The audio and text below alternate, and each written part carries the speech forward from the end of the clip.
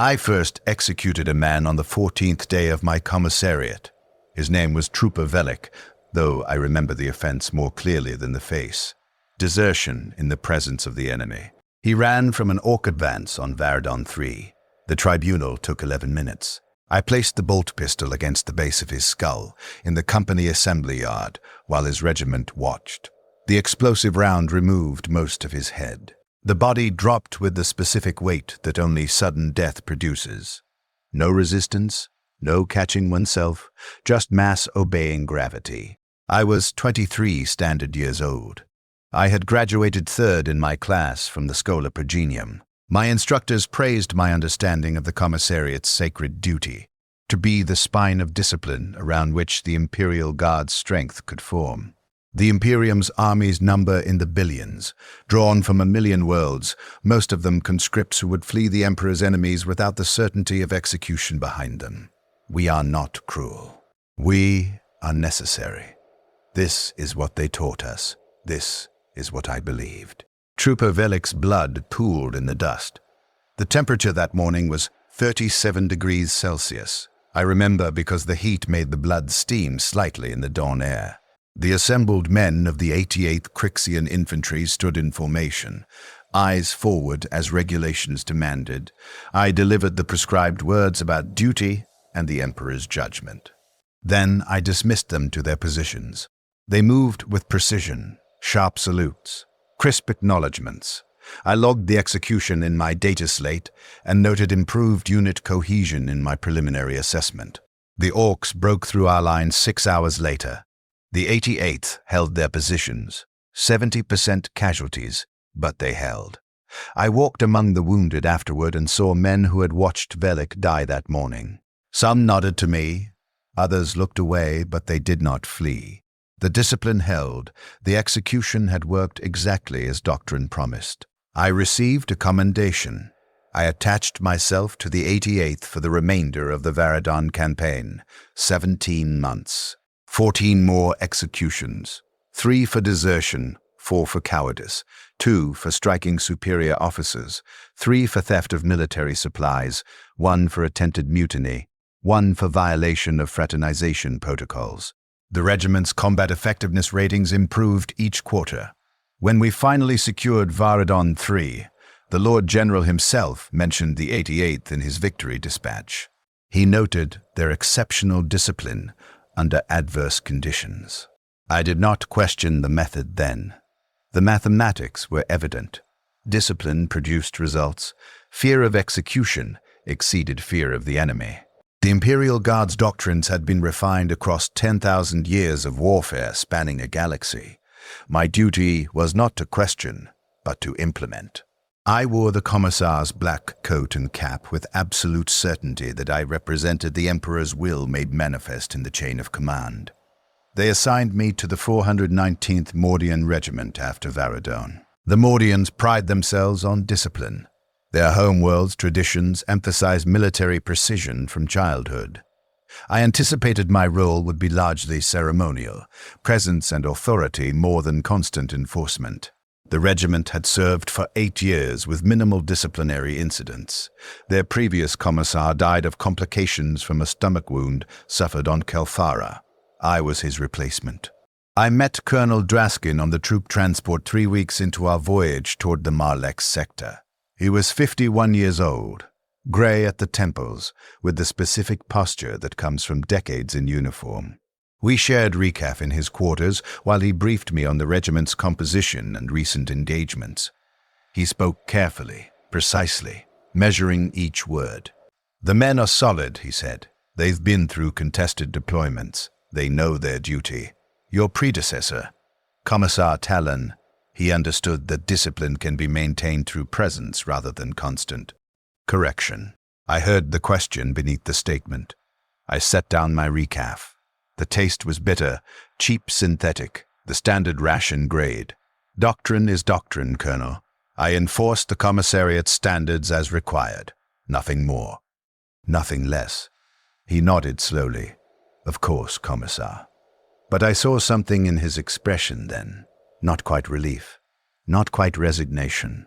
Something else. I did not yet have the framework to understand it. The Malek sector was a grinding campaign. Urban warfare across 3 hive cities simultaneously, rooting out heretic militia who had declared independence from the Imperium. The enemy were not chaos-tainted, merely rebellious. Refinery workers and menial laborers who refused their tithe obligations. The Lord Commander declared them traitors. We were sent to restore compliance. The fighting was building to building clearance. Ambushes in narrow corridors. Civilian populations mixed with hostiles. Difficult to distinguish targets. The casualty rates climbed steadily, 3% weekly losses compounding. Acceptable by guard standards for urban combat, but wearing on morale over extended deployment. I observed the men carefully during those first months.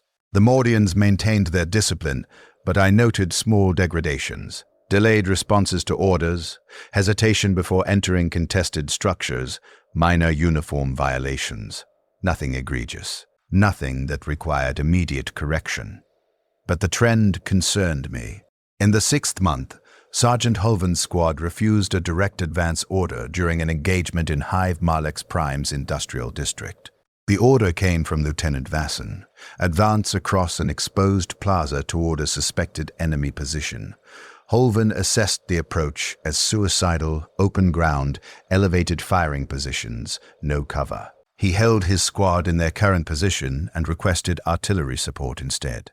The request was proper protocol under normal circumstances. But Lieutenant Vasson had repeated the order twice. Refusal of a 3rd repetition constituted disobedience under combat conditions. Vasson reported it through chain of command. It reached my desk within hours. I found Sergeant Hulvan in the battalion rest area, cleaning his last gun. He was 34 years old, 17 years in service, decorated for valor twice. When I approached, he stood and saluted. His hands were steady. Sergeant Hulvan, you refused Lieutenant Vasson's advance order this morning. I assessed the approach as tactically unsound, Commissar. I requested artillery support per standard protocols for exposed advances. After the order was given twice, the tactical situation did not change between repetitions, Commissar. The exposure remained. He was not defensive. He was explaining his reasoning as though I would naturally agree once I understood. As though logic would supersede doctrine. Your assessment of tactical soundness is not relevant, Sergeant. The order was lawful and issued by your commanding officer. You refused it in combat conditions before assembled troops. This is disobedience. Something shifted in his expression then. Not fear. Recognition. Commissar, I've served 17 years. My men trust my judgment. If I'd advanced them, most would be dead. That's not discipline. That's waste. Discipline is obedience to lawful orders. Your experience does not grant you authority to countermand your commanding officer. Even when the order is wrong? I felt the attention of nearby soldiers, though they pretended not to listen. This moment was a test, not of Hulvan, but of my authority. If I allowed this question to stand unanswered by action, doubt would spread. The men would begin weighing every order against their personal assessment of its wisdom. Discipline would erode into democracy. Democracy would erode into chaos.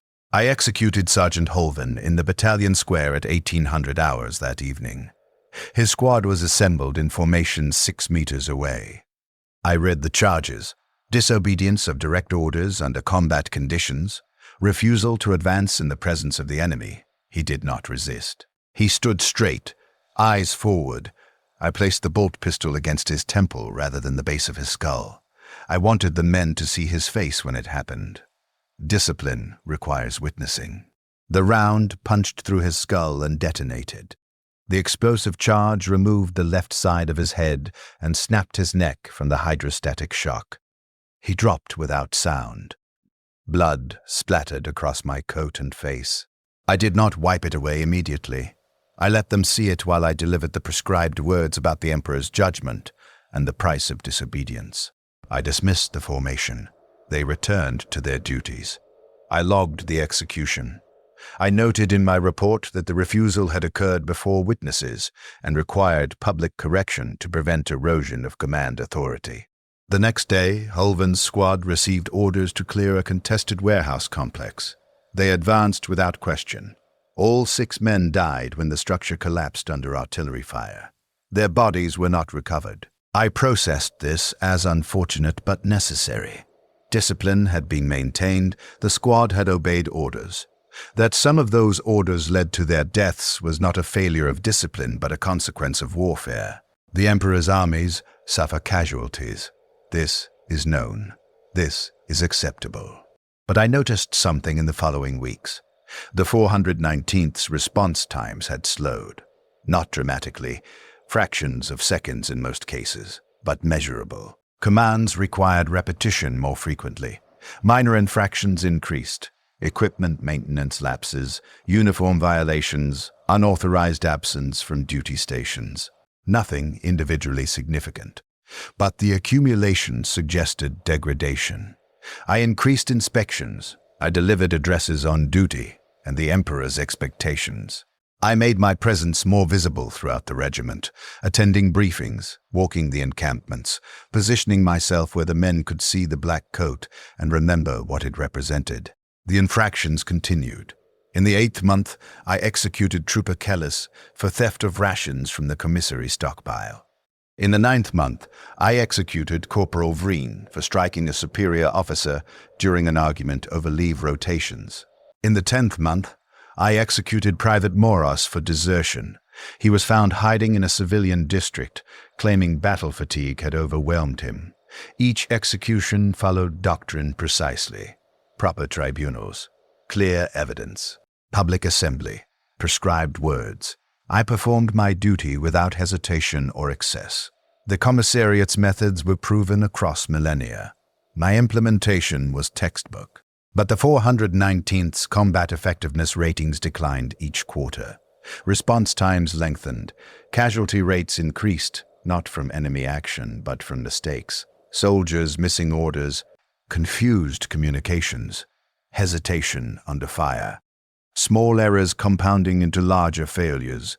Colonel Draskin requested a private meeting in the 13th month. We met in his command quarters. He offered recaf. I accepted. The taste was still bitter, still synthetic, but the ritual of sharing it felt important somehow. Commissar, I need to discuss the regiment's status with you. The disciplinary situation requires continued vigilance, Colonel. The men have grown lax during extended deployment. It's not uncommon. Continued correction will restore standards. He was quiet for a moment. Then, how many executions has the regiment experienced since your assignment? 17, counting this morning's correction for insubordination. In 13 months, correct.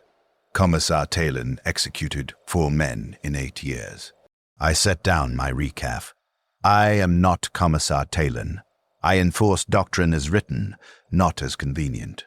The men are afraid, Commissar, not of the enemy, of you. That is the intended function. Discipline is maintained through certainty of consequences. They're making mistakes because they're afraid of making mistakes.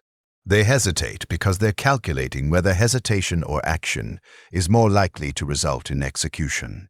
That calculation takes time. Time that gets them killed. I felt something then, not quite doubt, but a disturbance in my certainty. I pushed it down. Then they need to obey orders without calculation. That's what discipline means.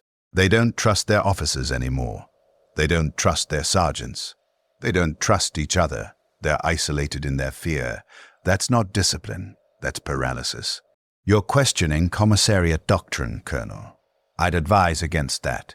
He met my eyes, held them. I'm not questioning doctrine. I'm reporting observed effects. Do with that information what you will. The meeting ended. I returned to my quarters and reviewed my reports. The data was clear. Increased enforcement, decreased effectiveness. But correlation is not causation. Extended deployment causes degradation regardless of disciplinary measures. The Marlex campaign was grinding. Urban warfare was psychologically taxing. The decline was inevitable. My executions were not causing it. They were responding to it. I continued executing men when doctrine required it. By the time we finally secured the Malek sector, 19 months after our deployment, I had executed 31 members of the 419th Mordian Regiment. The enemy's organized resistance had collapsed in month 16. The final 3 months were mop-up operations against scattered holdouts. We should have suffered minimal casualties. Instead, the 419th lost 40% of its remaining strength through operational mistakes, accidents, and a handful of genuine combat deaths. The Lord Commander noted in his after-action review that the 419th's performance had been adequate but disappointing given their reputation. He reassigned them to garrison duty on a pacified agri-world. Standard procedure for units requiring reconstitution and morale restoration. I was not reassigned with them. Commissars are not regimental property. We are assigned where needed. My next orders attached me to the 1087th Cadian Regiment, deploying to the Vrax front for siege operations. I told myself the 419th's difficulties were specific to that unit, that extended urban deployment, that the particular combination of factors that had degraded their effectiveness. The doctrine was sound. My implementation was correct. The results would be different, with a different regiment under different circumstances. The 1087th Cadian was an experienced unit, 6 years in service, strong combat record, good leadership. I introduced myself to their command staff during the initial briefing on the transport ship. Major Cale, the regimental commander, received me with professional courtesy. He was 41, Cadian by birth and training, bearing the distinctive purple eyes of his world's population. He shook my hand firmly. "Welcome, Commissar. The regiment is solid. I think you'll find them well disciplined." Our previous commissar rotated out after completing his term. Medical retirement, nothing dramatic. The men respect the office. "I'll maintain that respect, Major." He nodded. Something in his expression reminded me of Colonel Draskin during our first meeting. That same careful measurement. The Vrax front was siege warfare. Entrenched positions, artillery barrages, trench assaults across contested ground. The enemy were well-supplied heretics with heavy fortifications. High Command estimated the siege would require 2 to 3 years of sustained operations. I observed the 1087th carefully during our first month in the trenches. They were indeed disciplined. Proper protocols, equipment maintenance, clear command structure. But I noted inefficiencies.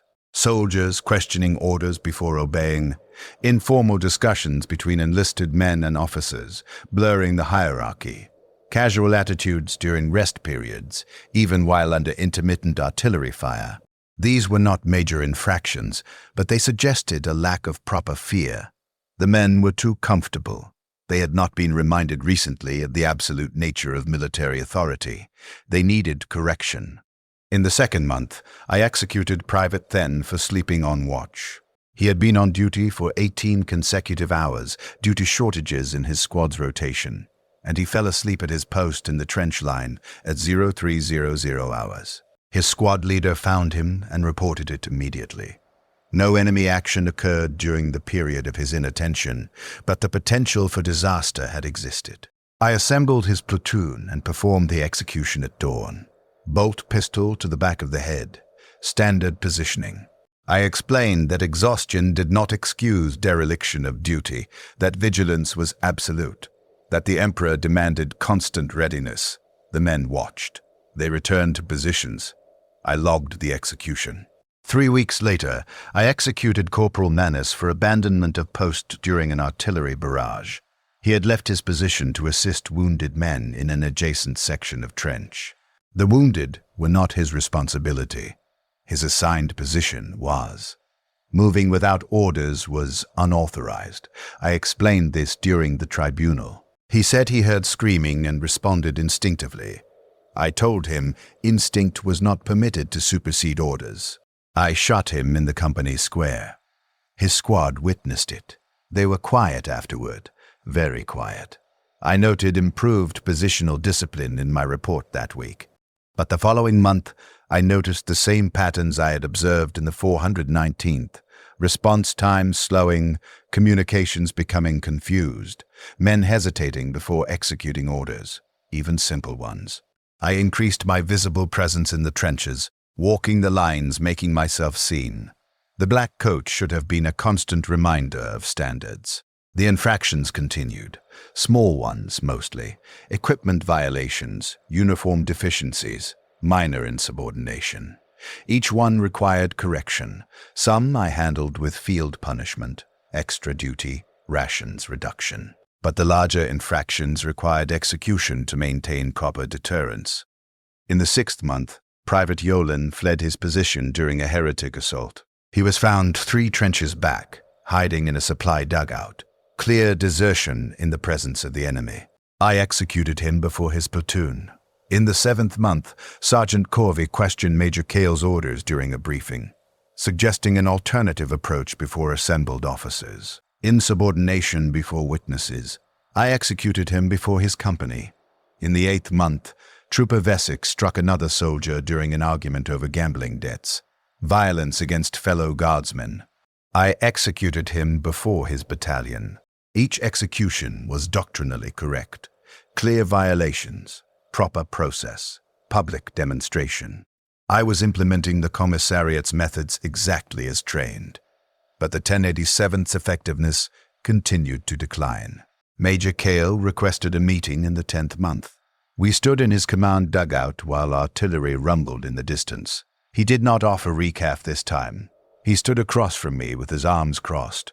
"Commissar, we need to discuss the regiment's situation." "The disciplinary situation requires ongoing correction, Major. The men have developed bad habits that must be eliminated. You've executed 11 men in 10 months. 11 men who violated regulations. Would you prefer I ignore infractions? I'd prefer my regiment remain combat effective. We're losing cohesion. Squads don't trust their leaders. Leaders don't trust their men. Everyone's calculating angles instead of fighting. I felt heat rise in my chest. Anger, perhaps, or something else. That's a leadership failure, Major. Your officers need to maintain unit cohesion alongside discipline. My officers are afraid to give orders that might be interpreted as improper. My sergeants are afraid to make field decisions. My men are afraid to move without explicit instruction. You've created an environment where initiative is punished. Initiative without authorization is disobedience. I'm enforcing standard doctrine. Your standard doctrine is destroying this regiment." The words hung in the cramped space of the dugout. Outside, I heard the sounds of the trench, men moving, equipment clattering, distant explosions. Normal warfare sounds. But inside this moment, something had shifted. "Are you questioning commissariat authority, Major?" He met my eyes. His purple Cadian eyes were steady. "I'm reporting observed facts. You've executed 11 men for infractions that could have been handled through field punishment. You've created a terror state within my regiment. The men don't fight for the Emperor anymore. They fight because they're more afraid of you than the enemy. And that fear is making them ineffective. Fear is the foundation of discipline. No, Commissar. Respect is the foundation of discipline. Fear is just fear, and afraid men make mistakes." I should have executed him then. Questioning commissariat methods before a commissar was insubordination at minimum, possible sedition depending on interpretation. I had the authority. The bolt pistol was at my side. I could have drawn it and ended the conversation permanently, but I didn't. I don't know why. Perhaps because his words echoed something Colonel Draskin had said. Perhaps because the data supported his assessment, even if I refused to accept the causation he claimed. Perhaps because some part of me, buried beneath the black coat and the training and the certainty of doctrine, recognized truth. "Return to your duties, Major. I'll continue performing mine." He nodded slowly. "As you say, Commissar." The meeting ended. I returned to my quarters, a small dugout carved into the trench wall. and sat in the dark for a long time. I did not sleep. I reviewed my reports, reading through the execution logs and the combat effectiveness ratings. The correlation was undeniable. As executions increased, effectiveness decreased, but doctrine stated that discipline improved combat effectiveness. Therefore, the decline must have other causes: extended siege warfare, enemy pressure, supply difficulties, unit fatigue. I was implementing the doctrine correctly. The doctrine could not be wrong. 10,000 years of imperial military tradition could not be mistaken. My training at the Schola Progenium had been thorough. My instructors had been experienced commissars. They had taught me the proven methods. The alternative, that my executions were causing the decline, was impossible to accept. If that were true, then everything I had done was counterproductive. Every man I had executed had died not to strengthen the regiment, but to weaken it. Every time I had enforced discipline, I had actually eroded it. I could not allow myself to believe that, so I didn't. I continued executing men when doctrine required it. In the 12th month, Private Cardin for theft. In the 14th month, Sergeant Pollux for allowing his squad to fall behind during a trench rotation. In the 16th month, Corporal Tayan for distributing unauthorized recreational materials, a deck of playing cards with images some judged as borderline heretical. By the 20th month on Brax, I had executed 23 members of the 1087th Cadian Regiment. Their combat effectiveness ratings had declined 47% from their pre-deployment baseline. Casualty rates had increased 32% beyond projections for siege warfare. High Command noted the decline and reassigned the regiment to defensive positions, rotating in a fresh unit for assault operations. Major Cale died in the 22nd month. Not execution, not combat. A structural collapse in the command dugout during an artillery barrage. The ceiling gave way and crushed him along with 2 staff officers. I helped pull the bodies from the rubble. His purple eyes were open, staring, dust covering his face. I closed them before the men saw. I did not grieve. I processed it as a casualty of warfare. Officers die. The Imperium replaces them. Captain Drelvin assumed command, promoted to major in a field ceremony that lasted 6 minutes. He was younger, less experienced, more willing to defer to the commissariat. He did not question my methods. The 1087th remained on Vrax for another 14 months before the siege concluded. By then, I had executed 37 men total. The regiment's strength had declined to 41% of their deployment numbers. They were reassigned to a pacified sector for reconstitution, just as the 419th had been. I was reassigned again. New orders, new regiment. The 822nd Vostroyan Firstborn deploying to the Fenris Reach for Xeno suppression operations against an Orc incursion. I told myself the pattern would not repeat. Different regiment, different enemies, different operational conditions. The doctrine would prove itself. I would implement it correctly, and this time the results would match the theory. The 822nd was proud. Vostroyans with their ornate uniforms and traditions of firstborn military service. They had served 12 years, veteran status, excellent combat record. Their commissar had died honorably in battle against Eldar raiders 2 months prior. I was the replacement. I introduced myself to Colonel Mikkel in the regiment's assembly hall. He was 56, heavily decorated, bearing himself with the formal dignity Vostroyans cultivated. He welcomed me with prescribed protocol, no more and no less. Professional distance. The regiment mourns Commissar Valorin, he said. He served with us 7 years. The men respected him. I trust you will honor his example. I will honor the commissariat's doctrine, Colonel. That is the only example that matters. Something flickered in his expression. Recognition, perhaps. Or resignation. Of course, Commissar. I had seen it twice before, but I could not acknowledge the pattern because acknowledging it would require accepting impossible conclusions. So I proceeded as trained, I observed. I noted infractions. I corrected them according to established methods. The first execution occurred in the 2nd month, the second in the 4th month. By the 6th month, I was executing men monthly. By the 12th month, the frequency had increased to every 2 weeks. The violations were genuine. I did not manufacture reasons. The men provided them through their failures to maintain standards. And with each execution, the 820 seconds effectiveness declined. Response times lengthened. Coordination degraded. Trust evaporated. The proud Vostroyans became a collection of isolated individuals, each one calculating their own survival against the probability of execution versus the probability of death in combat. Colonel Mikkel never requested a private meeting.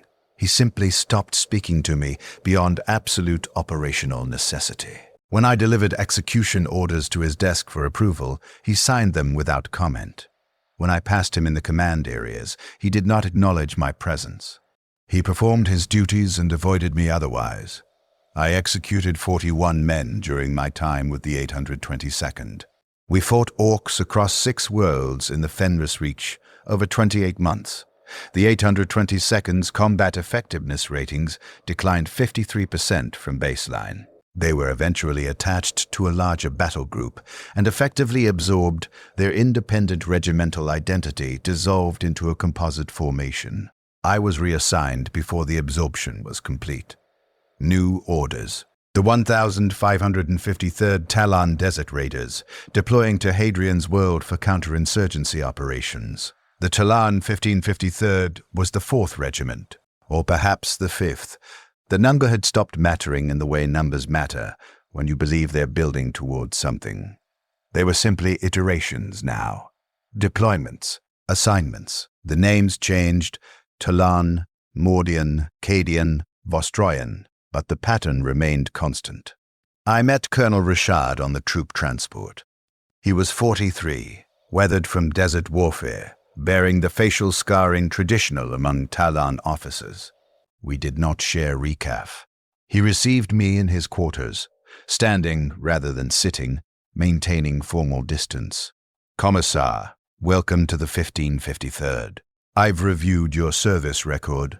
4 previous regimental assignments in 9 years. That's unusual. The Commissariat assigns as needed, Colonel. I serve where directed. Your previous assignments all required reconstitution after your service with them. The 419th, the 1087th, the 1822nd. All reassigned to pacified sectors with effectiveness ratings declined by 40 to 50%. I felt something cold in my chest. No one had stated it so plainly before. Extended combat deployments cause degradation, Colonel. That's documented across all Imperial Guard operations. Though the degradation rates in your assigned regiments exceed baseline projections by significant margins. He met my eyes. I'm not questioning your authority, Commissar. I'm stating facts for the record. The 1553rd has served 11 years with exemplary ratings. I intend to maintain those ratings. I hope your methods will take our existing effectiveness into account. I enforce doctrine, Colonel. Nothing more. Yes, that's what concerns me. The conversation ended there. He dismissed me with proper protocol. I returned to my quarters and sat in the dark, listening to the ship's engines thrumming through the hull. I did not sleep well that night. I kept seeing numbers in my mind. 31 executions with the 419th, 23 with the 1097th, 41 with the 822nd. Effectiveness declines of 47%, 53%, 51%. I forced the numbers away. Correlation is not causation. The doctrine is sound. 10,000 years of proven methods cannot be wrong because one commissar's assignments happened to coincide with regimental difficulties. The problem was the regiments, not the doctrine, not me. I arrived at this conclusion and held it firmly. I had to. The alternative was impossible. Hadrian's World was counterinsurgency, hunting rebel cells through urban and wilderness terrain, suppressing local resistance, restoring imperial compliance. The enemy were not chaos-tainted or Xenos, merely humans who refused the Imperium's authority. They knew the terrain, had local support, fought with guerrilla tactics, difficult operations, wearing on morale. The Talon were suited for it, desert fighters accustomed to harsh environments and mobile warfare. They adapted quickly to Hadrian's varied terrain. Their initial operations were efficient, precise, minimal casualties. I observed them carefully during the first month, looking for signs of the degradation I had seen in previous regiments. I found infractions, of course. There are always infractions in any military unit operating under sustained combat conditions. Minor violations, uniform deficiencies, delayed responses, improper protocols. I addressed them through field punishment initially, extra duty, rations reduction, public reprimands, standard disciplinary measures short of execution. But in the third month, Trooper Karim was caught sleeping on watch during a patrol operation. His squad leader reported it immediately. The violation was clear. I convened a tribunal. The evidence was undeniable. I scheduled the execution for dawn the following day. I assembled his platoon in the temporary encampment we had established in the highlands. 40 men in formation. Karim stood before them, hands unbound, posture straight. He was 19 years old. I read the charges. I raised the bolt pistol, and I hesitated. For 3 seconds I counted them precisely. I stood with the pistol aimed at his head and did not fire. I looked at the assembled men and saw their faces, saw the fear. Not the productive fear that supposedly sharpened discipline, but the corrosive fear that I had seen in the 419th, the 1087th, the 1822nd.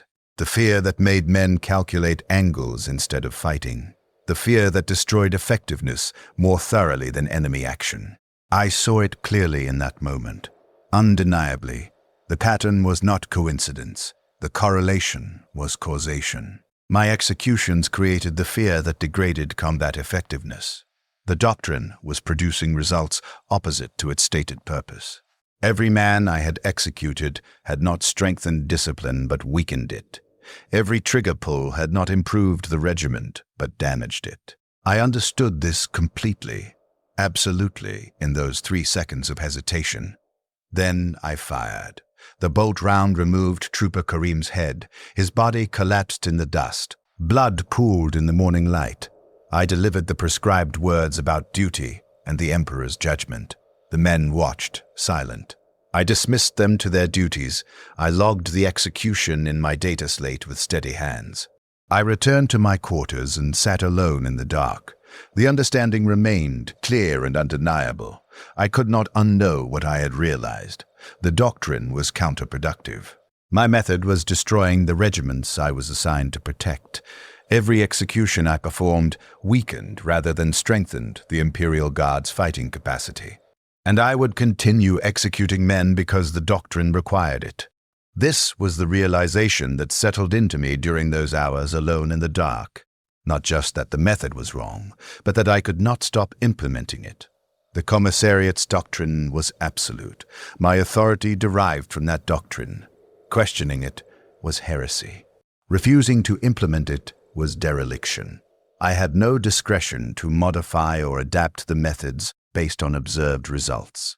I was the instrument of a doctrine that I now understood was fundamentally flawed, and I had no choice but to continue applying it.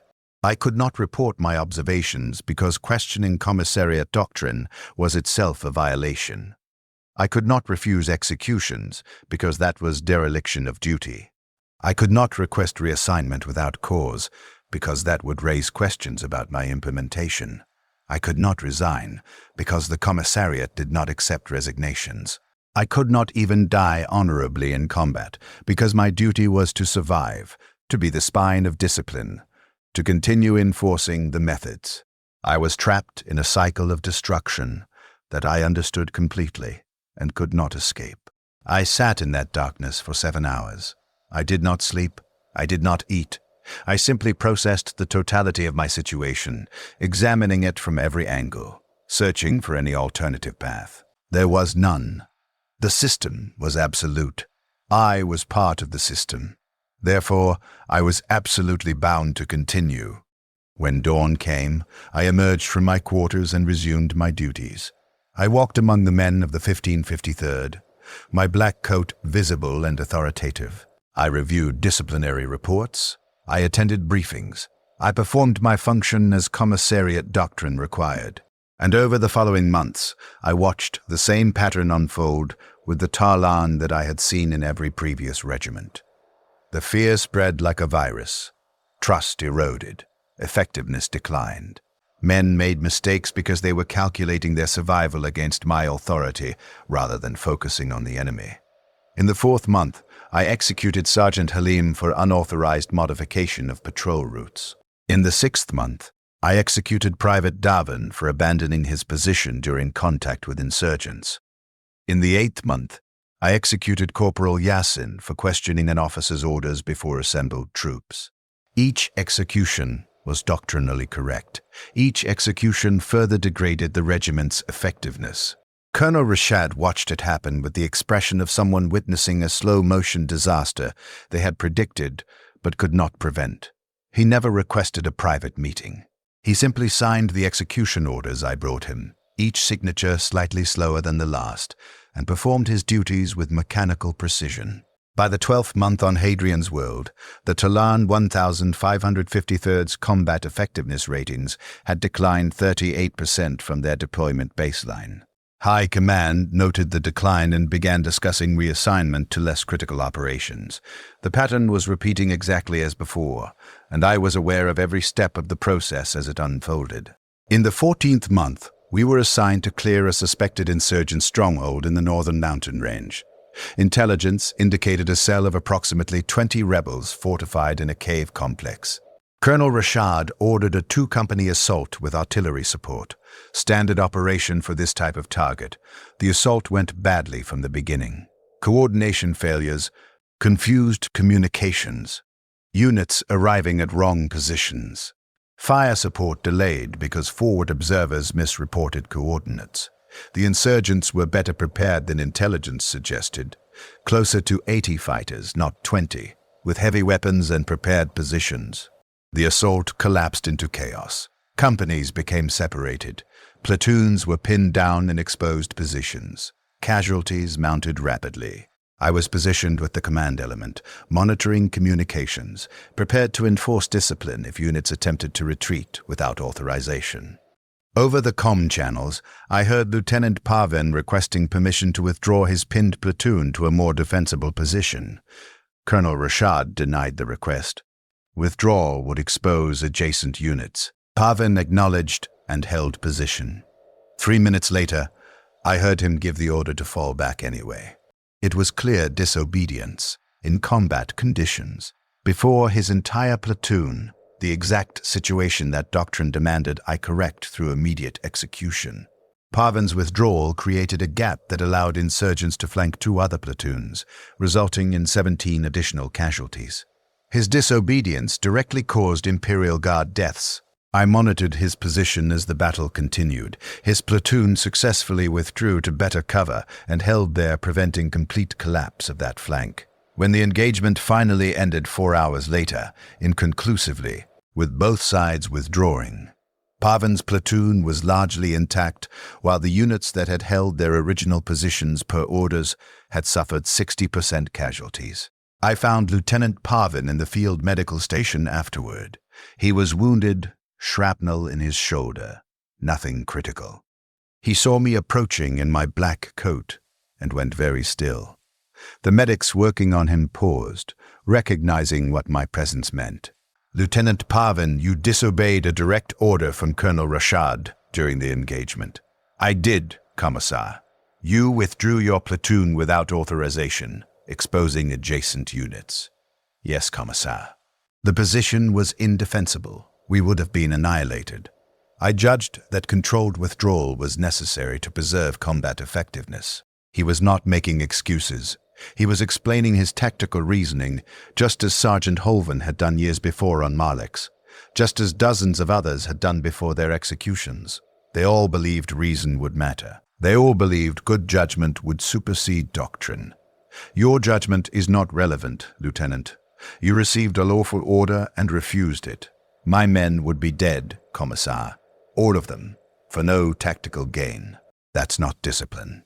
That's murder. The word hung between us. Around us, wounded men watched silently. Medics had stopped working, waiting to see if they would need to drag bodies away. Lieutenant Parvin met my eyes steadily, waiting for the bolt pistol. I drew it. I verified the load. I stepped closer, positioning myself for the execution. Standard procedure. Prescribed method. Absolute doctrine. And I saw with complete clarity what would happen after I pulled the trigger. The watching soldiers would carry the story back to their units. An officer executed for saving his men. The fear would intensify. Trust would degrade further. The next time an officer faced impossible orders, he would obey them rather than risk execution, and more men would die pointlessly. The 1553rd would spiral into the same effectiveness collapse I had created in every previous regiment. I understood this completely. I could trace the causation with perfect precision. Executing Lieutenant Parvin would directly cause future deaths and degraded effectiveness. Not executing him would violate doctrine, undermine my authority, and suggest that disobedience was acceptable if results were positive. Both choices were wrong. There was no correct action available to me. The doctrine had placed me in a position where enforcing it caused harm, and not enforcing it caused different harm. The system was fundamentally broken, and I was its instrument. I holstered the bolt pistol. Lieutenant Parvin, you will report to Colonel Rashad for disciplinary action. Field punishment, not execution. He will determine appropriate measures. Parvin stared at me, shocked. Around us, the medics and wounded men showed similar expressions. I had never deferred an execution decision to regimental command before. It was not prohibited, but it was unusual enough to be noteworthy. I walked away before anyone could question me. I returned to my quarters and sat in the dark again, processing what I had done. Not executing Parvin was not mercy. It was not compassion. It was not a moral choice. It was a tactical calculation. His execution would cause more damage than his survival. I had applied the same analytical framework I always used, but I had allowed effectiveness considerations to supersede doctrinal absolutism. This was itself a violation of commissariat methods. Doctrine did not permit tactical modifications based on projected outcomes. The method was the method. Deviation was not authorized. I had saved Lieutenant Parvin's life by violating the doctrine I was sworn to enforce, and that violation changed nothing about my fundamental situation. I was still trapped in the system, still bound to continue executing men when doctrine required it, still unable to escape the cycle of destruction. The next week, I executed Private Toma for theft of medical supplies. Doctrine required it. Clear violation, no ambiguity. I performed the execution exactly as prescribed. The 1553rd's effectiveness ratings continued their decline.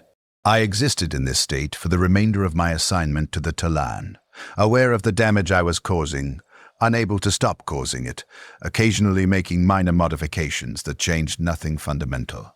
I was a consciousness trapped in a machine, processing my own complicity while continuing to function exactly as designed. By the 20th month on Hadrian's World, I had executed 27 members of the 1553rd Talan Desert Raiders. Their combat effectiveness ratings had declined 44% from deployment baseline. They were reassigned to garrison duty on a pacified world. I was reassigned to a new regiment. The cycle continued. I stopped counting regiments after the Talan. They became iterations of the same process. New names, new worlds, new enemies, same pattern. I received assignment orders. I introduced myself to command staff. I observed initial effectiveness. I noted infractions. I executed men per doctrine. Effectiveness declined. High Command reassigned the regiment. I received new orders.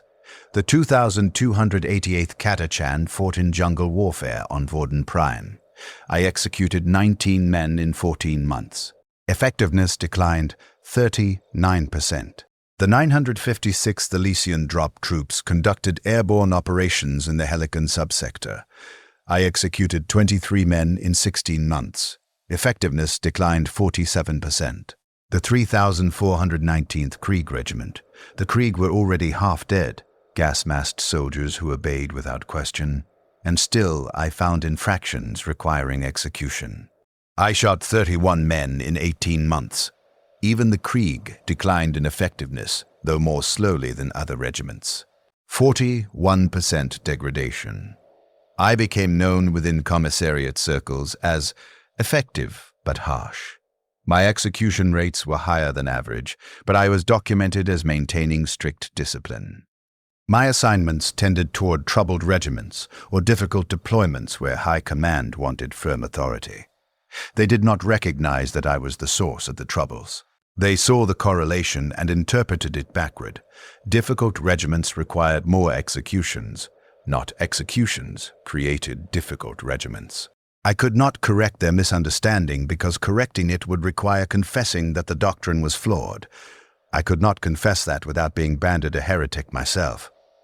So I accepted the assignments and continued the cycle. Somewhere around the 14th or 15th regiment, I had stopped maintaining precise count. They assigned me to the 771st Mordian, a second Mordian regiment, years after my first. I felt something like dark amusement at the symmetry. The Mordians who prided themselves on discipline, who believed their traditions and training made them exemplary soldiers. I met Colonel Harron in his command quarters on the transport ship. He was young for a colonel, 38, rising rapidly through competence and political connections. He welcomed me with confidence, even warmth.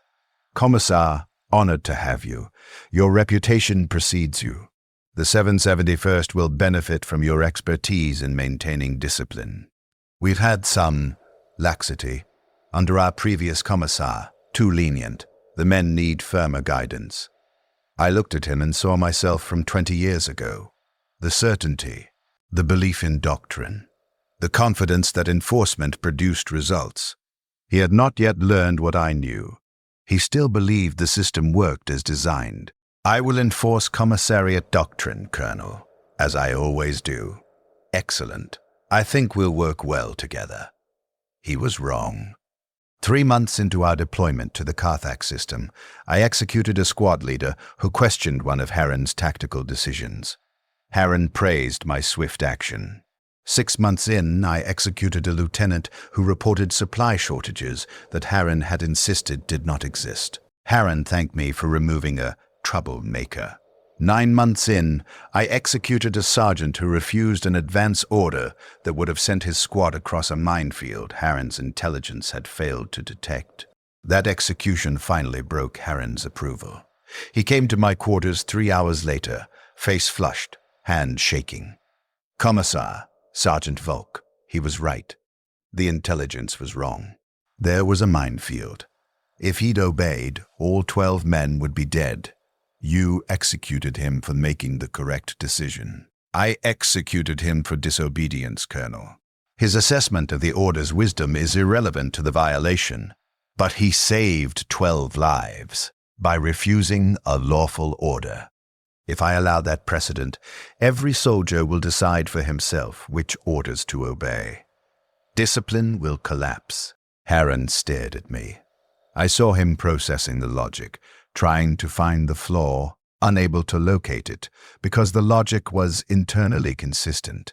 The doctrine was absolute and self-reinforcing. It could not be questioned from within its own framework. "This is insane," he said finally. "This is imperial doctrine, Colonel. If you have concerns about commissariat methods, you may report them through proper channels." We both knew he would not. Questioning commissariat doctrine was career-ending, at minimum, possibly fatal. He left my quarters without further comment. He avoided me afterward, just as Colonel Mikkel had done, just as Colonel Richard had done. They all eventually recognized what I was, even if they could not articulate it or act on it. I was the instrument of a system that destroyed what it claimed to protect. I was discipline that created chaos. I was authority that undermined order. and I was absolutely incapable of stopping. The 771st Mordian declined 49% in effectiveness over 2 months. I executed 28 men. High Command reassigned them. I received new orders. The years blurred. Regiments became indistinguishable. I stopped remembering names unless they were attached to executions. Those I logged precisely, as doctrine required: trooper, sergeant, lieutenant, corporal. Violations: desertion, disobedience, cowardice, insubordination, theft. Methods: bolt pistol to the head, to the back of the skull, through the temple. Precise documentation, clean records, absolute compliance with procedure. I calculated once, during a rare moment of stillness between deployments, that I had executed approximately 470 men across 23 regiments over 29 years. The number was approximate because some early records were incomplete, lost to administrative failures or destroyed in combat operations. But close to 500. 500 Imperial Guardsmen who would still be fighting for the Emperor if I had never been assigned to their regiments. I knew this with certainty. The pattern was undeniable after 23 iterations. My presence degraded combat effectiveness. My executions created fear that destroyed morale. My enforcement of doctrine produced results opposite to doctrine's stated purpose. I was a cancer within the Imperial Guard, metastasizing from one regiment to the next. And I was considered an effective commissar. My superiors approved my methods. My records were exemplary. When particularly difficult regiments needed firm discipline, I was among the commissars they assigned. I had become specialized in destroying troubled units while believing I was saving them. The system could not recognize its own dysfunction because the system measured enforcement, not effectiveness. I executed men at appropriate rates for proper violations, with correct procedures. That I left destroyed regiments behind me was attributed to the regiment's inherent weakness, not to my actions. The commissariat's doctrine could not be wrong. Therefore, any negative outcomes must have external causes. I existed within this closed, logical loop for 3 decades. Aware, trapped, complicit, unable to escape or change or die. The Imperium is vast. It contains 1,000,000 worlds and requires billions of soldiers. There would always be another troubled regiment. There would always be another assignment. The cycle would continue until age or combat finally killed me. I found myself almost hoping for that death, not from despair. Despair implies hope that has been disappointed. I had no hope, but from simple exhaustion.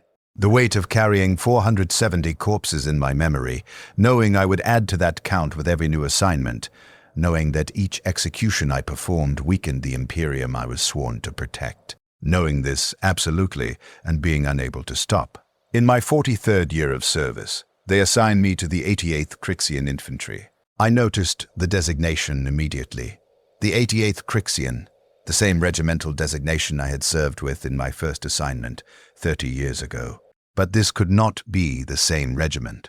That unit had been disbanded or consolidated decades ago. This was a new formation using the same designation, common practice in the Imperial Guard when regiment numbers become available through attrition. I met the commanding officer in the deployment briefing, Major Kellyan, 51 years old, Crixian by birth. We had never met before. This was not the same regiment, just the same number, but the designation triggered memories I had not accessed in years. My first assignment. Trooper Velik, executed for desertion. The belief that I was maintaining discipline, that the method worked, that doctrine and results aligned perfectly. The certainty I had felt then, I no longer felt certainty. I felt nothing most days. I performed my function because function was what remained. Emotions had been processed out over decades of repetition. I was the black coat and the bolt pistol and the prescribed words. The man who had worn them initially had been eroded away, replaced by procedure. The new 88th Crixian deployed to the Valdis system for counterinsurgency operations. Similar parameters to dozens of previous assignments. Urban and wilderness terrain. Rebels with local support. Extended deployment projected. Standard operation. I performed my duties. I observed. I noted infractions. In the second month, I executed Private Thren for sleeping on watch. In the fourth month, I executed Corporal Valis for unauthorized absence. In the sixth month, I executed Sergeant Cole for questioning orders before assembled troops. The pattern unfolded exactly as always. Fear spread. Trust degraded. Effectiveness declined. By the 8th month, the 88th's combat ratings had dropped 27%. By the 12th month, 38%. The numbers were precise, measurable, predictable. I could have calculated them in advance. The cycle was absolute. In the 14th month, Major Kellyan requested a private meeting. We met in his command quarters. He did not offer recaf. He stood across from me with arms crossed, expression carefully controlled. Commissar, the regiment's effectiveness has declined significantly since your assignment. I've reviewed records from your previous postings. This pattern is consistent across all your assignments. There was nothing to say that would not constitute a violation. You execute men at rates 3 times higher than commissariat averages.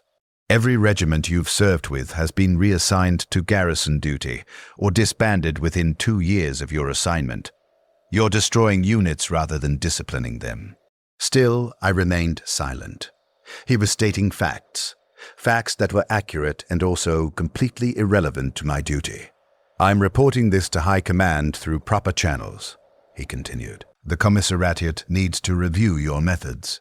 This is counterproductive implementation of doctrine. You may report whatever you judge appropriate, Major.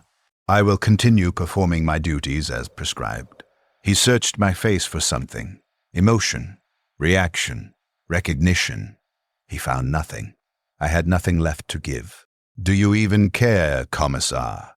Do you understand what you're doing to these men? I met his eyes, held them, and for the first time in perhaps a decade I answered honestly. Yes, Major, I understand completely. His expression shifted. Horror, perhaps, or recognition. Then why do you continue? Because the doctrine is absolute. Because I have no authority to modify methods based on observed outcomes. Because questioning commissariat doctrine is itself a violation. Because the system permits no alternatives. I continue because continuation is the only option available to me. That's insane. That's the Imperium, Major. The meeting ended. He reported me as he had promised. The report disappeared into the vast bureaucracy of the Departamento Minatorum. 3 months later, I received official response. My methods were reviewed and found compliant with commissariat doctrine. No corrective action required. Continue current assignment. The system had examined itself and found no fault. The doctrine was correct.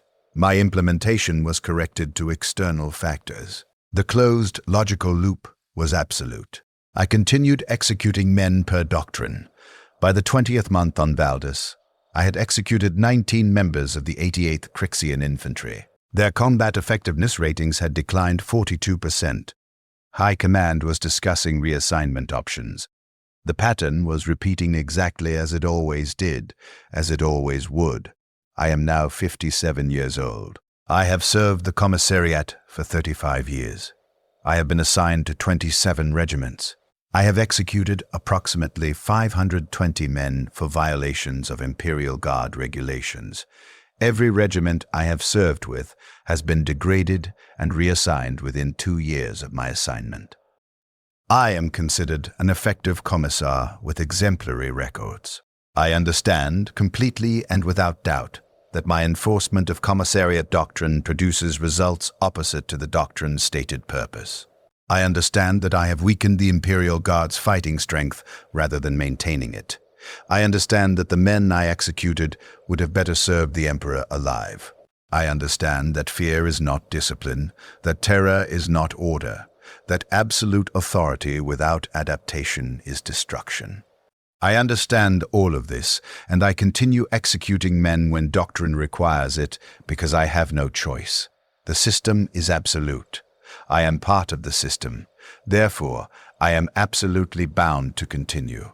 The Imperium spans 1,000,000 worlds and requires endless war to sustain itself. There will always be another regiment. There will always be infractions. There will always be executions. The doctrine cannot change because the doctrine is sacred. I cannot change because I am the doctrine's instrument. The cycle cannot break because the system that perpetuates it cannot recognize its own dysfunction. I exist now as a process, not a person. I perform my function. I log my reports. I execute men per regulations. I know with absolute certainty that I am destroying what I am sworn to protect. This knowledge changes nothing about my actions, because my actions are not mine to change. I remember Trooper Velic sometimes from my first execution 35 years ago. His blood pooled in the dust. The temperature was 37 degrees Celsius. The heat made it steam in the dawn air. I believed then that I was maintaining discipline. I believed the method worked. I believed doctrine and results aligned. I no longer believe, but I continue the method exactly as before. Belief is not required, only compliance. The Imperium does not need my faith, it needs my function. And I continue to function, precisely as designed, destroying regiments in the name of discipline, executing soldiers in the name of the Emperor, perpetuating a cycle I understand completely and cannot escape. The 88th Crixian will be reassigned soon.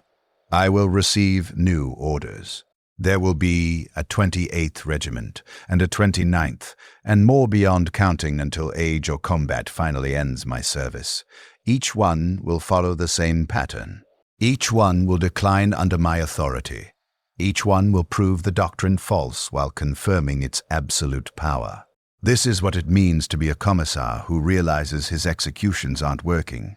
Not the realization itself, that came years ago, but the continuation afterward, the awareness carried forward into every execution. The knowledge that each trigger pull weakens rather than strengthens. The understanding that the system is broken, and I am its instrument, and neither the system nor I can change.